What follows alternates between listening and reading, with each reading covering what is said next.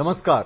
लोकशाही मराठीच्या क्रॉस फायरमध्ये मी विशाल पाटील आपल्या सगळ्यांचं स्वागत करतो. सध्या आपण राज्य आणि देश याचा जर विचार केला तर सर्वात मोठी समस्या आहे ती प्रदूषणासंदर्भातली. मात्र प्रदूषण हे केवळ फक्त पर्यावरणापुरती मर्यादित आहे का? तर नव्हे.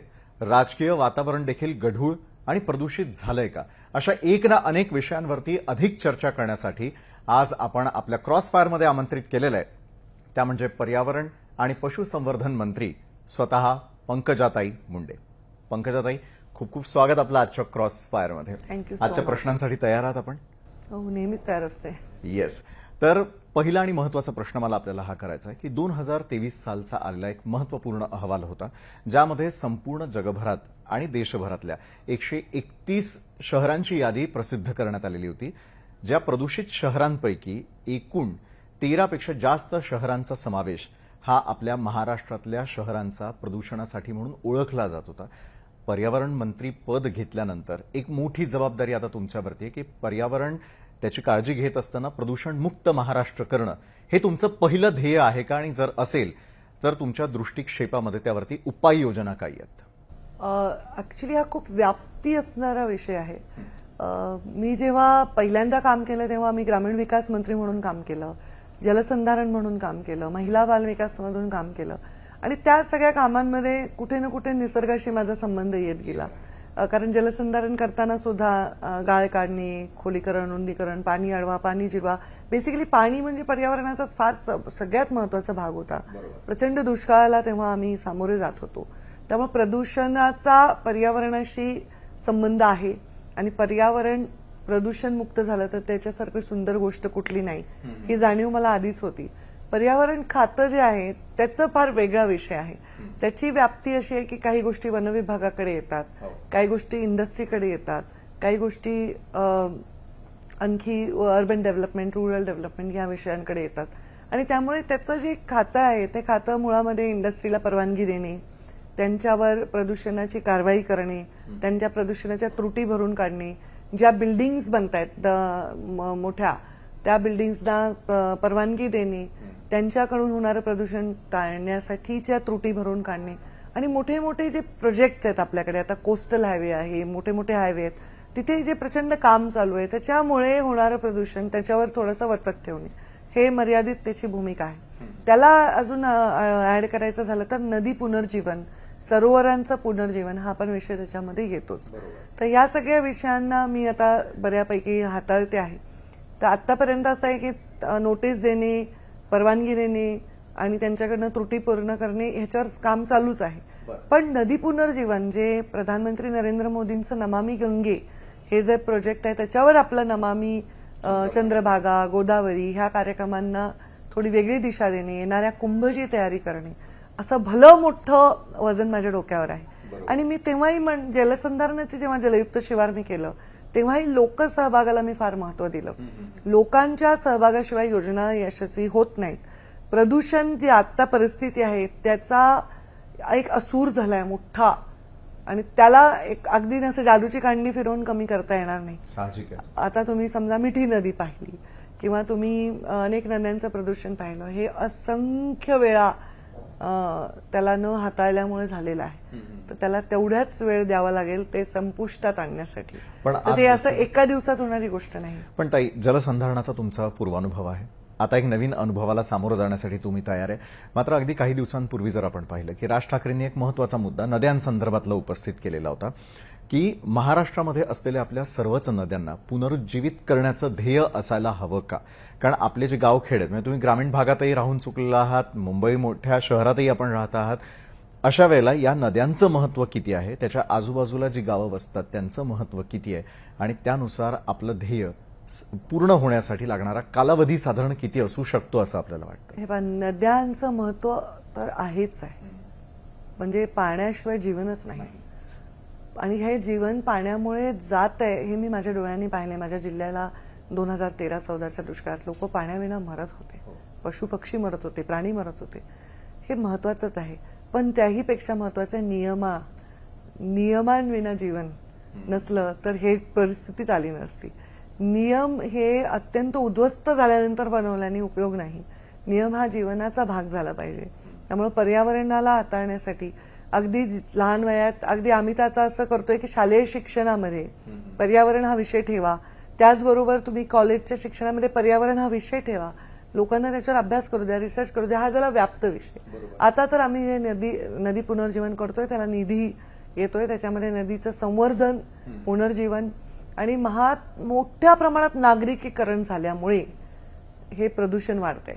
कारण लोक शहरं वाढवत आहेत, शहराचे व्याप्ती वाढवत आहेत, शहराच्या सीमा वाढवत आहेत. मग ते जे आपण तिकडे जी घाण करतोय, जे सुवेज तयार होते त्याचं कुठे टाकतात, ते नदीत नेऊन टाकतात. मग एसटीपी लावतोय, पण एसटीपी बऱ्याच अंशी चालत नाहीये, सगळ्या संपूर्ण क्षमतेने चालत नाहीये. त्यामुळे कडक नियम करणं ह्याच्यावर माझा सध्या फोकस आहे आणि मग त्याचा अवलंब करणं. आणि त्याचबरोबर जो निधी येतोय तो निधी अत्यंत योग्य पद्धतीने खर्च झाला पाहिजे, नदीचं पुनर्जीवन झालं पाहिजे, हा एक वेगळा विषय. आम्ही ते खूप चांगलं हाताळतोय सध्या. पण आता जसं मी 3-4 महिने झाले मंत्री होऊन, तर एकदम त्याच्यात रिझल्ट दिसेल असं नाही. पण आता मुंबई खूप प्रदूषित होती डिसेंबरमध्ये. मी सांगितलं होतं फेब्रुवारीमध्ये मुंबईचं प्रदूषण कमी होईल आणि बऱ्यापैकी आता आपण त्याच्यात यश घेतोय. आता मी त्या दिवशी कोस्टल हायवेवरनं येत होते असेंब्लीला आणि तिथे काम चालू होतं आणि ते सगळं जे सिमेंट त्यांनी आणून टाकलं होतं ते सगळं उघडं होतं आणि त्याच्यावर हवा आली की ते उडत होतं हवेमध्ये. मग मी त्यांना नोटीस पाठवली. संध्याकाळी जाईपर्यंत त्यांनी ते आच्छादन केलं होतं. त्यांचं काही नियम पाळणं मस्ट आहे, मस्ट आहे आणि त्याच्यावर थोडंसं कडक आपण म्हणजे. बरं, नियमांसंदर्भात तुम्ही बोलताय, मात्र उपाययोजना देखील प्रभावीपणे राबवण्यासाठी तुम्ही सज्ज आहात. कारण जसं आता सौर ऊर्जा प्रकल्प राबवणं, त्या संदर्भातला एक टप्पा तुमच्या बाजूने महत्वाचा होताना दिसतोय. दुसरीकडे प्रदूषण बोलत असताना आपण फक्त हवा, पाणी या संदर्भात बोलतो, मात्र सगळ्यात मोठ्या प्रदूषणाला आजची जी युवा पिढी आहे किंवा येणारी पिढी आहे ती सामोरं जाताना दिसते, की मोबाईल रेडिएशन्स, ज्या प्रदूषणाबद्दल बोललंच जात नाही. आता प्रदूषणामध्ये हा फार मोठा विषय. म्हणजे मी 2 विषय मांडले, जे नदी पुनर्जीवन, नदी प्रदूषण या संदर्भात. हवेच्या प्रदूषणामध्ये आता आपल्याकडे असणाऱ्या व्हेकल स्क्रॅप करणं, ज्या जुन्या झालेल्या आहेत, ज्यांच्यामुळे प्रदूषण होत आहे, त्यांच्याबद्दलची नियमावली करणं, त्याबद्दल परिवहन खात्या, मी म्हणलं अनेक खात्यांना मिळून ते काम करावं लागणार आहे. तर ते एक महत्वाचा विषय. ई वेस्ट, जसं तुम्ही सांगितलं, मोबाईल आहे, टेक्नॉलॉजी आहे, कम्प्युटर्स आहे, ह्याचं जे वेस्ट आहे हे खूप हजार्डस आहे. आपल्या या टीव्ही वगैरे याच्यामध्ये जर आपण ते फोडलं, त्याच्यामध्ये जे काही लिक्विड असतात ते माणसाला हजार्डस आहेत. तर त्या हजार्डस पोल्युशनचं रिसायकलिंग किंवा त्याचं पूर्णपणे विल्हेवाट लावणं हा एक वेगळा विषय. आणि मेडिकल वेस्ट हा पण प्रचंड महत्वाचा विषय आहे, की मेडिकल वेस्टचं विल्हेवाट कशी लावावी आणि त्याच्याबद्दलचा विषय आहे. त्याच्यावर आता मी एका पॉलिसीवर काम करते. It will be premature, मी आता काही बोलले तर, पण 1-1.5 महिन्यामध्ये त्याच्यामध्ये चांगले पॉलिसी आणण्याचा आम्ही प्रयत्न करतो. बरं, पण गेल्या काळातलं जे सरकार होतं त्या काळामध्ये पर्यावरण मंत्री पद हे 2 जणांनी भूषवलेलं होतं. एक म्हणजे आदित्यजी आणि त्याच्यानंतर मंगलप्रभातजी लोढा. कुणाचं कार्य सर्वाधिक चांगलं शिंदे साहेबांकडे पण होतं. शिंदे साहेबांकडे पण होतं. तर कुणाचं काम सर्वाधिक चांगलं असं आपल्याला वाटतं आणि ज्यांच्याकडनं पुढच्या काळातले निर्णय घेताना मदत होईल असं आपल्याला वाटतं? नाही, मी असं त्याचा विचारच केला नाही की कोणाचं काम. कारण मी कोणतेही निर्णय बघताना ते कोणत्या कालावधीत कोण मंत्री होते याचा काही विचार केला नाही. कारण जेव्हा माझ्याकडे खातं आलंय तेव्हा मी परत त्याचं श्री गणेशा करायचं ठरवलं. ते रामदासभाई कदमकडे होतं, एकनाथ शिंदे साहेबांकडे होतं, आदित्य ठाकरेंकडे होतं आणि मध्यंतरीच्या काळात तर मुख्यमंत्र्यांकडेच त्याचा चार्ज होता. त्यामुळे ते खात्यामध्ये कसं आहे, 3 वेगवेगळे विंग्ज आहेत, त्यांना स्वतःला सर्वाधिकार आहेत. तर त्यामुळे मी काही त्याला आधी कोण होतं याचा कधी विचार केला नाही. पुढे मी होते हे लक्षात राहावं असं काम करायचा प्रयत्न करेन. बरोबर आहे. मात्र एक आहे की हे झालं आपल्या प्रदूषणासंदर्भातलं. राजकीय प्रदूषण असल्याचं ज्यावेळेला महाराष्ट्रातली जनता म्हणते, कारण तुमचा लोकसंपर्क खूप दांडगा आहे, आपले कार्यकर्ते देखील फार सेन्सिटिव्ह आहेत तुमच्याशी घेऊन प्रत्येक वेळेला. मात्र ज्या प्रकारचं राजकीय प्रदूषण सध्या पाहायला मिळतं, या प्रदूषण नियंत्रणाबद्दल पंकजाताईंचं काही ध्येय आहे का? मला काही राजकीय प्रदूषण दिसत नाही आता. कारण एक स्थिर सरकार हे प्रदूषणाला सगळ्यात महत्वाचं उत्तर देणार असतं. स्थिर सरकार आहे आमचं, एवढं प्रचंड मेजॉरिटीने आम्हाला सरकारमध्ये बसवलेलं आहे. तर मला याच्यामध्ये प्रदूषण दिसत नाही नॅचरली. कारण माध्यमांचं वास्तव्य वाढलेलं आहे, त्यांचा रीच वाढलेला आहे. आणि पहिले आम्ही टीव्ही लावला तर बातम्यांच्या वेळा ठरलेल्या असायच्या. 7 वाजता ते दूरदर्शनचा म्युझिक होऊन मग पहिली बातमी यायची, मग एक प्रादेशिक बातमी असायची आणि एक हिंदी असायची, मग एक इंग्रजी, हे ठरलेलं होतं. त्यामुळे त्याच वेळात लोक बातम्या बघायचे. आता असं नाहीये. आता टीव्ही लावला की दिवसभर बातम्या आहेत. आता मग बातम्या दिवसभर तुम्हाला दाखवायची म्हणून तुमची पंचायत आहे की ते बैलांनी रस्ता अडवला, अशाही बातम्या बघायला मिळतात. तर हे सगळं चॅलेंजिंग आहे, कारण प्रचंड कॉम्पिटिशन आहे. तुमच्या न्यूज चॅनलची नाहीये, आता सोशल मीडियाची आहे, युट्यूब चॅनल्सची आहे. मोबाईल ऑन केला की बातमी बघायला मिळते. त्यामुळे प्रदूषण वाटतंय. ही परिस्थिती नाहीये राज्यात. मला तर दिसत नाही. स्थिर सरकार आहे, आम्ही चांगलं काम करतोय. बरं पंकजाताई, आपण म्हणताय की सगळी परिस्थिती योग्य आहे, मात्र ज्याला ट्रिपल इंजिन सरकार आलं त्यांच्यातले हेवे दावे किंवा काही पत्रकार परिषदांमधून असलेली नाराजी देखील समोर आली, त्यावेळेला जनतेला निश्चितच वाटतं की राज्याचं राजकारण हे प्रदूषित आहे, जे आपल्याला नाही वाटत आहे.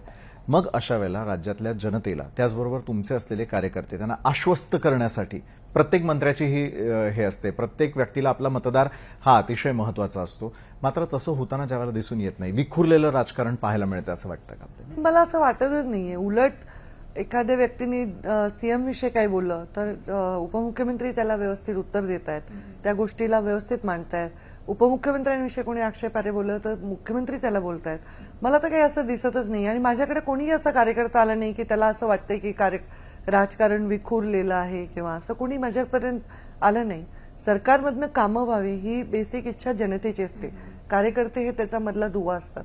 असं मला तर दिसत नाही. मी म्हटलं की बातम्या लावल्या, मी मगाशी तुम्हाला सांगितलं तसं आता बातम्या लावल्या तर काहीतरी बातमी दिसणारच आहे, पण पब्लिकमध्ये काही असं संभ्रम वगैरे असं मला नाही वाटत आहे. बरं, पण ज्यावेळेला विरोधक ओरड करतात आणि कामं होतच नाहीयेत असं ज्यावेळेला बोलतात, विरोधकांच्या या आरोपांमध्ये कितपत तथ्य? मला काही कोणी असं दिसलं नाही. मी आता अधिवेशन 1 महिना होता, स्पेसिफिकली कुठल्या विषयावर बोलले तर त्याच्यावर उत्तर देणं शक्य आहे. जनरली मला काही असं. पण जनतेच्या प्रश्नांवर अधिवेशन काळात चर्चाच झाली नाही, त्याला कोण कारणीभूत? आता त्याला कारणीभूत म्हणजे तर प्रश्न मांडणं हे तिथे आमदारांचं काम आहे. मेजॉरिटी विरोधकांचं काम आहे सरकारवर अंकुश ठेवणं, आणि त्यांनी जे प्रश्न मांडले त्याच्यावर चर्चा होऊ शकते, वाढू शकते. कधी कधी असं होतं की कधी कधी एखादा विषय एक्सेंट्रिक जाऊ शकतो, पण मेजॉरिटी, आता मी तर उत्तरं देत होती ते जनतेच्याच विषयांवर देत होते, प्रश्न मांडणारे जनतेच्याच विषयावर प्रश्न मांडत होते. पण एखाद्या वेळी एखाद्या विषयाचं विषयांतर होऊ शकतं. ह्याला कोण जबाबदार आहे ह्याच्याकडे न जाता ह्या टाळाव्या असा प्रयत्न मला वाटतो करावा. पण मला या पूर्ण अधिवेशनात असं खूप काही वाटलं नाही की सभागृह चाललं नाही वगैरे, जे मी पाहतेय. म्हणजे माझ्या पण डिपार्टमेंटची चर्चा झाल्या, अनेक प्रश्न झाले, लक्षवेधी झाले. तर मला एक मंत्री म्हणून खूप बरं वाटलं की चर्चेला विषय आले. बरोबर. यावेळेला ज्यावेळेला चर्चा होत होत्या अधिवेशन काळामध्ये प्रश्न उपस्थित असताना, मग खोक्या असेल, बोक्या असेल, आका असेल, याच सर्व प्रश्नांवरती सर्वाधिक चर्चा झाल्या किंवा विरोधक जास्त आक्रमक झाले आणि सरकारलाही ही उत्तरं देता देता दमछाक झाली का? नाही, या विषयांवर चर्चा होण्यापेक्षा या विषयांवर बातम्या जास्त झाल्या. चर्चा तर त्याचं टायमिंग ठरलेलंच आहे. प्रत्येक चर्चेचं टायमिंग आहे. तुम्ही ही चर्चा 3 तास चालेल, ह्याच्यामध्ये 18 लोक बोलतील, प्रत्येकाला एवढ्या मिनिटाचा वेळ आहे. त्यामुळे ते तर फार सायंटिफिक असतं आतमध्ये चाललंय. हा, मी मगाशी म्हटलं तसं सतत त्या बातम्या टीव्ही लावलं की तेच दिसतं, रिपीटेड बातम्या असतात. त्यामुळे असं वाटत असेल तर मला तर वाटलं की वेगवेगळ्या विषयांवर चर्चा झाली. पण सभागृहामध्ये ज्या वेळेला पर्टिक्युलर काहीच प्रश्न उपस्थित केले गेले त्यावरून झालेली खडाजंगी होती. म्हणजे गोपीनाथजी मुंडेंपासूनचं राजकारण तुम्ही आजपर्यंत पाहत आलेलं आहात, तशा प्रकारचे राजकारणी आता शिल्लक नाहीत का? एकमेकांवरती आगपाखड करत असताना होणारी टीका, टिप्पणी ही किती वेदनादायक वाटते आपल्याला? मला असं वाटतं की मी असं म्हणणं अन्यायकारक होईल नव्या पिढीच्या नेत्यांसाठी, जे पण कष्ट करतात की तसे नेते राहिले नाही. हा, वातावरण नक्कीच तसं राहिलं नाहीये, पण त्याला काही जबाबदार सत्ताधारीच आहेत असं नाही, किंवा फक्त राजकारणीच आहेत असंही नाही. ही बेसिक चॉईस आहे लोकांची, what they want to see. त्यांना काय हवंय बघायला, ही त्यांची चॉईस आहे. आणि अशा वेळी चांगली चॉईस देणं, चांगला विषय देणं, विषयाला संबंधित असणारं बोलणं हे आवश्यक आहे.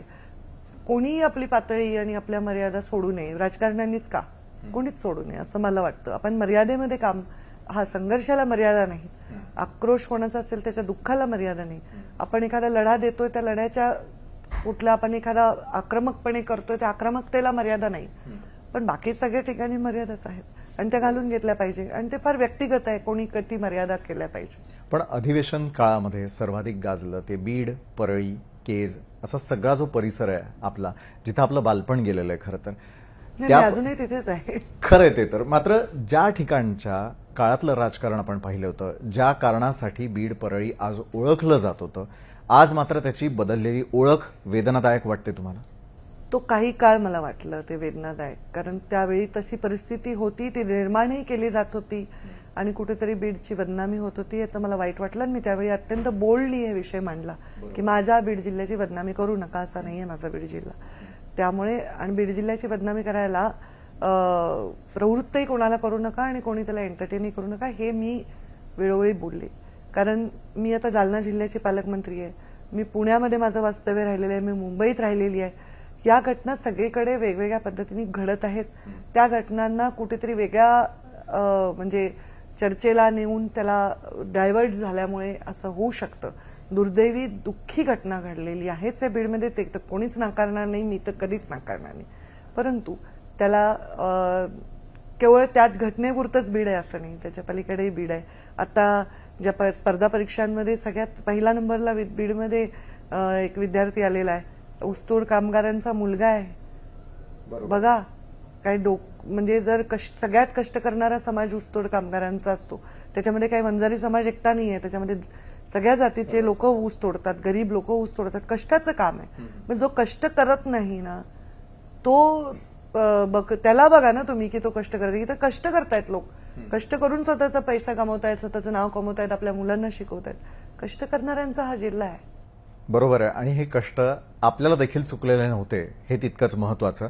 आणि त्याच अनुषंगानं बीड असेल, त्या ठिकाणी असलेला औष्णिक ऊर्जा प्रकल्प असेल, त्या अनुषंगानं त्या ठिकाणी असलेले चॅलेंजेस काय आहेत, गढूळ झालेलं वातावरण होतं, हत्या असेल, खंडणी असेल, कोळसा असेल, त्या पुढे जाऊन स्त्रियांची सुरक्षितता असेल, हत्या प्रकरण असेल, अशा अनेक गोष्टींनी बीड आणि त्या ठिकाणच्या चर्चा झडल्या. मात्र याविषयी सडेतोड पंकजाताईंना काय वाटतं? पंकजाताई, संतोष देशमुख हत्या प्रकरण, त्याला लागलेलं वेगळं वळण, त्यामध्ये प्रत्येकानं आपापली टाकलेली भर, मग ती विचारांची असेल, टीकेची असेल, किंवा काय काय कोणी कोणी कॉन्ट्रीब्युशन केलेलं, हे माध्यमांच्या माध्यमातून अवघ्या महाराष्ट्रानं पाहिलेलं होतं. मात्र या हत्या प्रकरणासंदर्भामध्ये त्या कुटुंबियांबाबत आपल्याला नेमकं काय वाटतं? अनेक वेळा टार्गेट केलं गेलं की ताई तिथं गेल्या नाही, ताईंनी उत्तरही दिलं या संदर्भातलं. मी यावेळी या विषयावर अनेक वेळा बोलली. ही घटना घडून आता किती 4-5 महिने झाले. अनेक वेळा मी बोललेली आहे. त्या कुटुंबियांविषयी नाही तर अशा कोणत्याही घटनेमधल्या कुटुंबियांविषयी मला तेच वाटेल, अत्यंत मला दुःख वाटेल, अत्यंत वेदना वाटतील आणि त्याच्याविषयी मला प्रचंड म्हणजे मला संवेदना, सहानुभूती वाटेल आणि ती वाटते. आणि मी म्हटलं की आता त्याच्यातले बऱ्यापैकी एखादा व्यक्ती सोडला तर सगळे पकडले गेलेले आहेत आणि ही इन्व्हेस्टिगेशन लोक करतायत. तर त्यामुळे गृहमंत्र्यांनी शब्द दिलेला आहे सभागृहामध्ये. त्यामुळे मला वाटतं की याच्यावर माझी भूमिका तेवढीच आहे. न्याय मिळेल असं वाटतं आपल्याला? मला का नाही वाटणार न्याय मिळेल? मला न्याय मिळावा असं वाटतं, न्याय मिळेल असं वाटतं, हे मी अनेक वेळा बोलले. बरं, आता मला थोडंसं जसं आता हा विषय निघालेलाच आहे, त्या अनुषंगानं अनेक वेळेला खंडणीचे प्रकार असतील किंवा गुन्हेगारी विश्व म्हणून बीडकडे जे पाहिलं जातं, तिथल्या अनेक विद्यार्थिनींना वेगवेगळ्या शहरामध्ये जाताना अनेक प्रश्नांना सामोरं जावं लागतं. ही संपूर्ण इमेज बदलण्यासाठी आता काय करणं आवश्यक झालेलं आहे? मला तर वाटतं की ही इमेज सुद्धा ही टेम्पररी आहे. म्हणजे हे या घटनांमुळे घडलेलं आहे. नक्कीच त्याचा परिणाम निस्वार्थ ज्यांचं काहीच संबंध नाही याच्याशी त्यांना पण भोगावं लागतोय. मला वाटतं असं होतंय. कारण कोणी म्हणाले तुम्ही बीडचे का, अच्छा हे का, असं ते होतं आहे, नक्की आहे. पण हे आता त्या परिस्थितीचे पडसाद आहेत, ते काही दिवस उमटणार आहेत. पण या महाराष्ट्रामध्ये, या देशामध्ये आपण असंख्य घटना बघितलेल्या आहेत. म्हणजे कोपर्डीचं प्रकरणापासून ते निर्भयापासून ते त्या एका शिक्षिकेला तर जाळून टाकलं जिवंत, मला वाटतं हे घडलेल्या घटना आहेत ना. त्यांचा जिल्हा पुढे बदनाम झाला. असं करणारे लोक बदनाम झाले पाहिजे आणि त्यांना असं शासन झालं पाहिजे की दुसऱ्यांनी पुन्हा हिंमत नाही केली पाहिजे. हे नक्की झालं पाहिजे. त्या जिल्ह्याचा काय दोष आहे, बाकीच्या लोकांचा काय दोष आहे? पण ताई, राजकारणाखातर ज्यावेळेला त्याच ठिकाणचे एखादे आमदार किंवा खासदार थेट मुंडे कुटुंबावरती ज्यावेळेला आरोप करतात, आता ते असं कोणी आरोप केला नाही मुंडे कुटुंबावरती.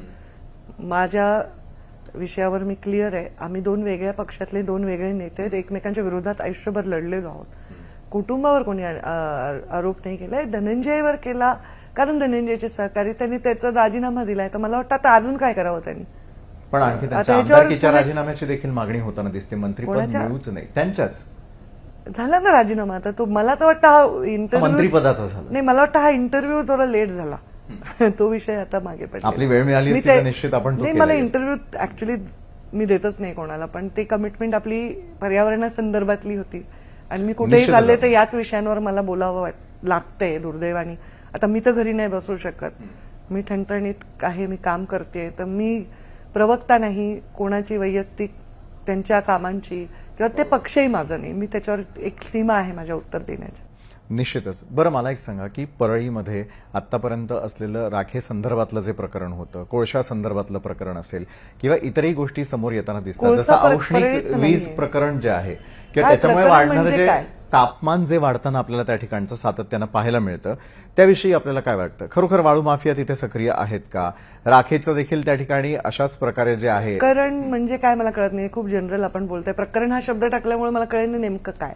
बरं, असं काही राखे- प्रकरण नाही. बरं. दुसरी गोष्ट, ही राखेचा विषय चंद्रपूरमध्ये पण आहे. तिथे प्रदूषण आहे. जिथे जिथे थर्मल पॉवर स्टेशन आहे तिथे तिथे प्रदूषण आहे. आणि त्याच्यावर आधारित काही व्यवसाय असतात. त्या व्यवसायांवर काही आक्षेप असू शकतात. त्या व्यवसायांना मिळणाऱ्या पैशामुळे काही लोक नीट वागू शकत नाहीत. तर त्याच्यावर आता मी परवा अवैध राखेच्या साठ्यांना वगैरे जप्त करण्याचे आदेश दिलेले आहेत. आणि ज्या ज्या ठिकाणी, कारण मी 5 वर्ष पालकमंत्री म्हणून काम केलंय, तर बऱ्यापैकी अंकुश आणण्याचा प्रयत्न केला. माफिया तुम्ही काय म्हणताय? आता हा विषय तुम्ही सगळेच विषय मला विचारताय आणि जणू काही फक्त परळी आणि बीड जिल्ह्यात फक्त वाळू माफिया. आता मी जालन्याची पालकमंत्री आहे, प्रचंड वाळू माफिया आहे. आमच्या काही हे वाळू माफिया काही पुणे जिल्ह्यात नाही आहेत. हे काही जिथे जिथे धरणं आहेत तिथे नाही आहेत. आणि हा विषय महसूल खात्याचा आहे. त्यांनी कंट्रोल करावं त्यांच्या माफियांवर आणि गृह खात्यांनी त्याच्यावर सहकार्य करावं. असं एक नियोजन असतं. ते काय म्हणजे सगळे माफिया जणू बीड जिल्ह्यात आहेत. ही ते परत मी सांगते की प्रतिमा तुम्ही करू नका आमच्या जिल्ह्याची. निश्चितच आणि मी प्रतिमा तुम्हाला बदलावी ही उपलब्ध अपेक्षा आहे. होतीये म्हणून तुम्ही मला ग्रिल करताय, ज्या विषयाशी माझा संबंधच नाही कुठल्याही अंशाने. मी तर 5 वर्ष महाराष्ट्राच्या राजकारणाच्या बाहेर होते. मी 5 वर्ष राजकारणाच्याच बाहेर होते. मी 100% संघटनेला वाहून घेतलेलं होतं. कुठल्याही निवडणुका झाल्या नाहीत 5 वर्षामध्ये. तर त्यामुळे मी काय याच्यावर म्हणून माझ्या सीमा आहेत उत्तर देण्याच्या. निश्चितच. बरं पंकजाताई, जी मोठी जबाबदारी पक्षानं सातत्यानं दिली, गेल्या 5 वर्षातली असेल किंवा आत्ताची असेल, ती पार पाडण्यासाठी तुम्ही नेमकं काय काय करणार आहात? आणि पुन्हा एकदा टाकलेला जो विश्वास आहे, एक मोठी जबाबदारी ज्या वेळेला मिळत असते त्यावेळेला आपण आपल्या उज्ज्वल भवितव्याकडे बघत असतो. राज्याचं असेल किंवा तुमच्या मंत्रिपदासंदर्भातलं असेल किंवा पर्सनलही असेल, काय काय येत्या काळामध्ये करणार आहात? मी जे आतापर्यंत करत आले तेच करणार आहे. मी काही वेगळे बदल करणार नाही. मला जे दायित्व दिलं जातं मी प्रचंड त्या चौकटीत काम करते. मी कधी दुसऱ्यांच्या मंत्रालयात फार हस्तक्षेप करत नाही. दुसऱ्याच्या कर्तव्य क्षेत्रात आणि कार्यक्षेत्रात हस्तक्षेप करत नाही. साहजिक आहे काही अन्याय होत असेल तर मी नक्कीच त्याच्याकडे लक्ष देईन. परंतु मी आता जलसंधारण मंत्री मी जेव्हा होते तेव्हा जलसंधारणावर मी काम केलं. अजूनही जलयुक्त शिवारचं नाव लोकीत. मुख्यमंत्री ग्रामसडक योजना महाराष्ट्रात पहिल्यांदा मी केली ग्रामविकास मंत्री झाल्यानंतर. MSRLMच्या मध्ये मी अस्मिता नावाची योजना केली. महिलांना 0% व्याजदराने कर्ज देण्याचा निर्णय घेतला. मी ऑनलाईन टीचर ट्रान्सफर्स केल्या. मी आता मी काय काय केलं मी सांगत बसले, मला आठवतही नाही मी काय काय केलं. इतक्या गोष्टी केल्या आहेत. आता हे स्वामित्व जी योजना मोदीजींनी सुरू केली त्याचं पहिलं पायलट आम्ही केलं होतं. मी केली होती ती योजना सुरुवातीला. हे सगळ्या सुंदर सुंदर योजना मी केलेल्या आहेत. आणि ग्रामीण डायरेक्ट सरपंचाची निवडणूक केली. ग्रामीण विकास खात्यामधनं आम्ही अगदी साध्या साध्या शोषखड्ड्यामधनं शौचालय बांधण्यापासून जे कामं केले त्याच्यामध्ये पहिला राज्यामध्ये महाराष्ट्रातला ग्रामीण विकास विभाग हा नंबर 1 आलेला आहे. म्हणजे 4-5 आम्हाला पारितोषिक स्वतः मोदींच्या हस्ते मिळालेले आहेत. तर काम मी चांगलं केलेलं आहे. माझ्या कामाविषयी कोणाची आक्षेप नाही. तेव्हा स्त्रीभ्रूण हत्या होती. माझी कन्या भाग्यश्री योजना मी आणली. आणि आज तसंच काम इथे करायचा प्रयत्न करेन. हे खातं वेगळं आहे, डिपार्टमेंट वेगळं आहे. त्यामुळे वेगळ्या अप्रोचने इथे काम करण्याची गरज आहे. बरोबर आहे. महिला आणि मला फक्त सुरक्षेसंदर्भात एन्व्हायरमेंट नाही, माझ्याकडे पशुसंवर्धन पण खातं आहे. नाही, मग पशुसंवर्धनाबाबतीचं मला आपल्याला विचारायचं, जसं आपण पहिल्या सेगमेंटमध्ये एक महत्वाचा मुद्दा होता की रेडिएशन संदर्भातला पशुपक्ष्यांवरती पण थेट परिणाम होताना आपल्याला पाहायला मिळतो, किंवा ब्रीडिंग असेल किंवा पशुसंवर्धनासंदर्भामध्ये काय उपाययोजना आज महाराष्ट्राला अत्यंत आवश्यक आहे. कारण एका बाजूला शेती हे प्राधान्याने आपले शेतकरी करतात आणि जोडीला त्यांच्याकडे असलेले पशु हे देखील त्यांचं धनच मानलं जातं. हे धन संरक्षित करणं किती महत्वाचं? महत्वाचंच आहे, ते खातच आहे म्हणून त्याच्यासाठी वेगळं खातं आहे देशामध्ये, राज्यामध्ये. आणि इथे गोहत्या बंदीचा कायदा आलाय, गोवंश हत्या बंदीवर. त्यामुळे आमचं महामंडळ आहे जे गायींच्या सुरक्षेसाठी सुंदर काम करते. आता मी तेच बैठक घेत होते.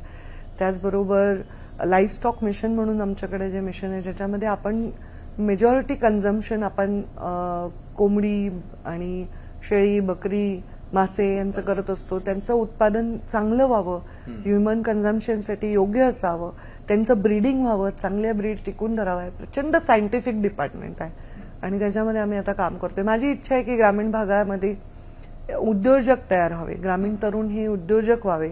त्यासाठी आता आम्ही छोटे छोटे पोल्ट्री, छोटे छोटे गोट्री ह्याचे सेक्शन्स तयार करतोय.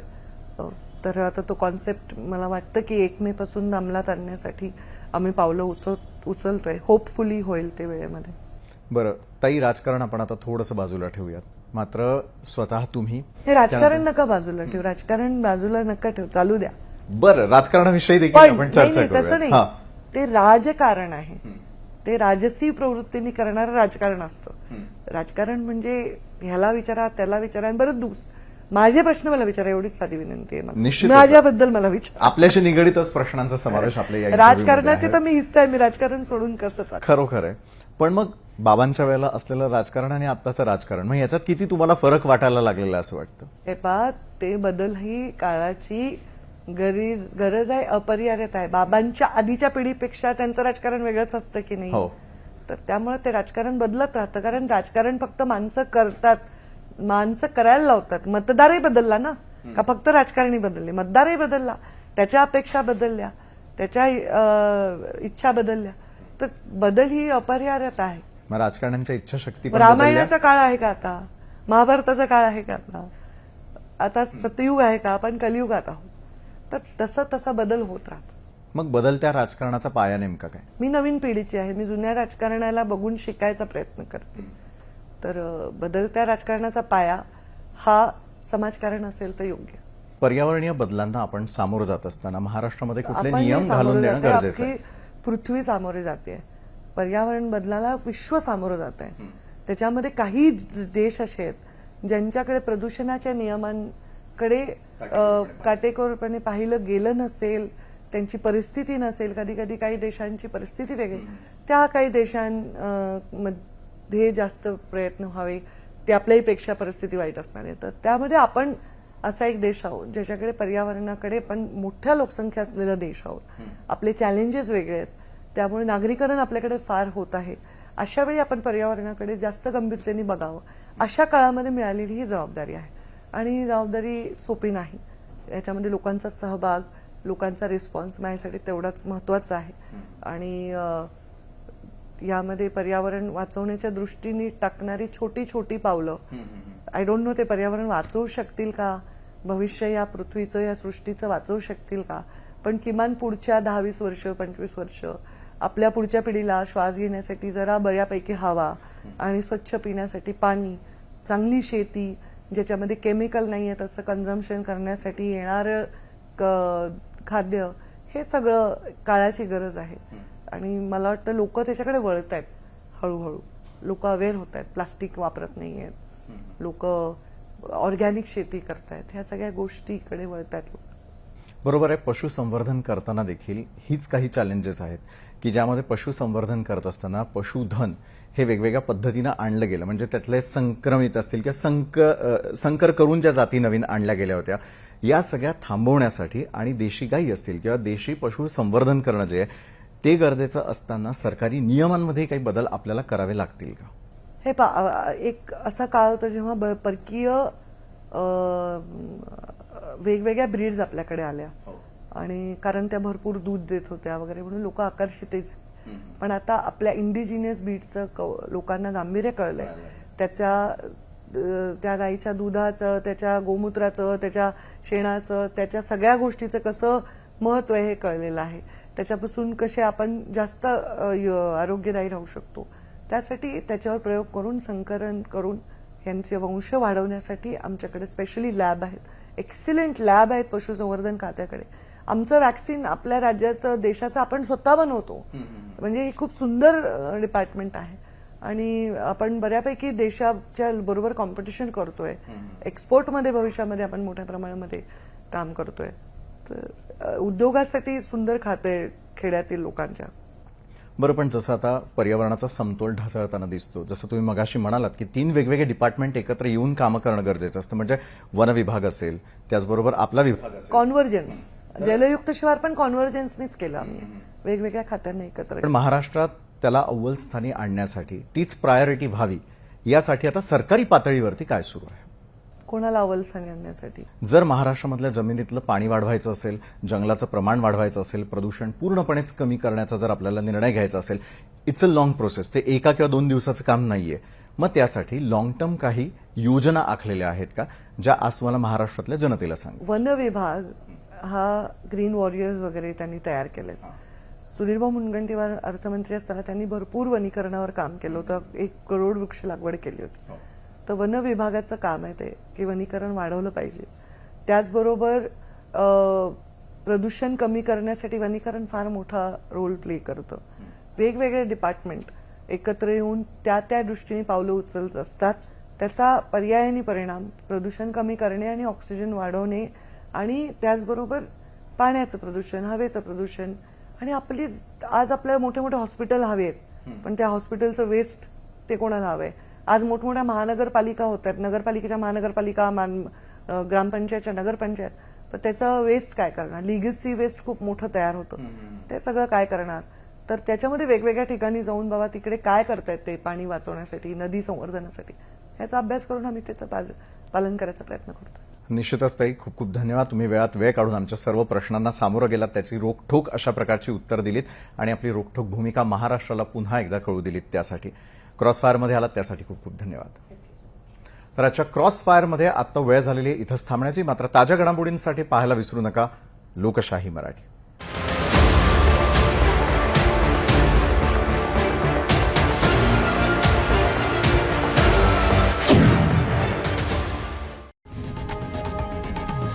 लोकशाही मराठी ऐका, पहा, जागरूक रहा.